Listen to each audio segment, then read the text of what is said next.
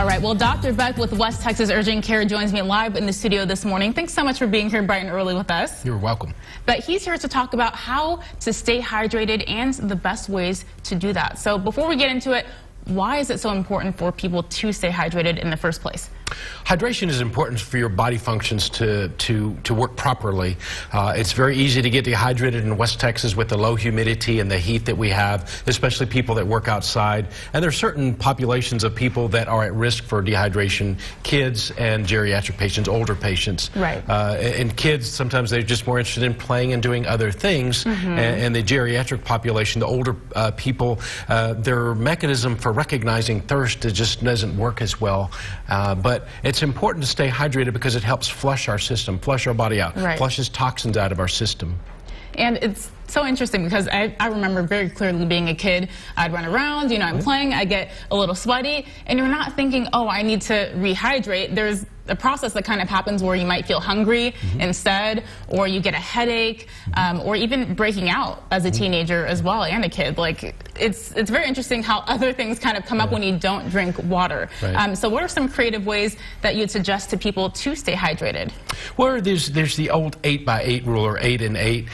It's a good idea, and it's a rule of thumb that a lot of people try to follow if they're trying to concentrate on hydration. They should drink at least 8 ounces of fluids every 8 hours to stay properly hydrated. And one way to help monitor to make sure that you're adequately hydrated is your urine output, making sure that you're going to the bathroom on a regular basis. And you can also look at the color of the urine to see if it's dark or concentrated. If there is, then you know that you're probably a little bit dehydrated. It should be a clear light yellow.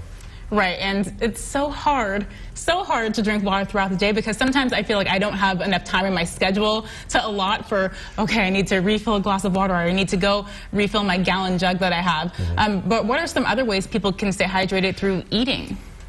There are certain foods that are better in fluid content than others. I mean, one of the big ones is watermelon. I mean, there's certain fruits and vegetables that are high as far as looking at relative proportion of liquid in the food. Fruit and vegetables are the best way, but you're not going to be able to stay adequately hydrated on food alone. It's really, you have to drink the liquids, in which water. So many of us in our society today don't get enough water, and I'm not talking about tea or a soda. I'm talking about water. Right, just straight water. Straight water. And I have seen a lot of people, I used to do this myself as well, but I would drink a lot of fruit juice or even a little too much soda than I should throughout the day. And what does that do to the body when you're not getting enough water for your body?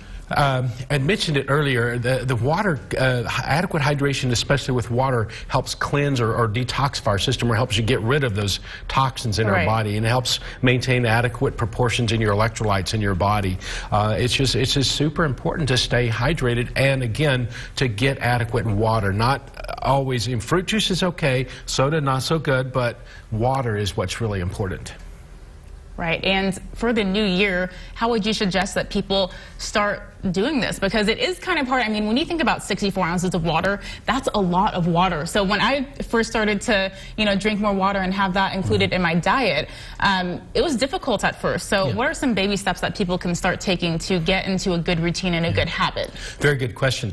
And I think the 8x8 rule is a good place to start, at least. And having a water bottle, whether it's a water bottle, a plastic water bottle, that most of those are either 12 or 16 ounces, or having your own water bottle and getting your own water, whatever it takes. A lot of times it's just getting into the habit, breaking old habits and having new habits, more healthy habits. Yeah, and actually for me, when I started drinking more water, I noticed I was satisfied, so I wasn't eating as much. I was eating more normal portion sizes. So that actually helped with weight loss and health benefits, and it was really, really good. Yeah, it's especially good, like you were talking about, for people that are trying to lose weight. Adequate hydrations, the water can, at least very temporarily, satisfy that hunger that a lot of people have when they're trying to cut back on what they're eating. Plus, it just, again, helps maintain adequate hydration and flushes out the toxins in their body.